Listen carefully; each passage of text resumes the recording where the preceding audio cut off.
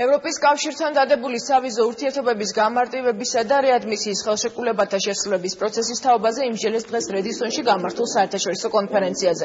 შეხვედრაზე ის პროექტი შეაჯამეს, რომელიც მიზნად საქართველოსა და მოლდოვაში რეადმისიის პროცესის მხარდაჭერას ისახავს. ღონისძიებაში მონაწილეობას საქართველოსა და მოლდოვას რესპუბლიკის საჯარო უწყებების, არასამთავრობო და სამეცნიერო კვლევითი ორგანიზაციების წარმომადგენლები იღებდნენ.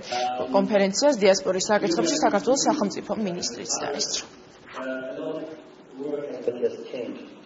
ეს არის ძალიან საინტერესო პროცესი, ძალიან საინტერესო კონფერენცია და ის პროექტები, რომლებსაც ახორციელებენ ეს ორგანიზაციები, ხელს უწყობენ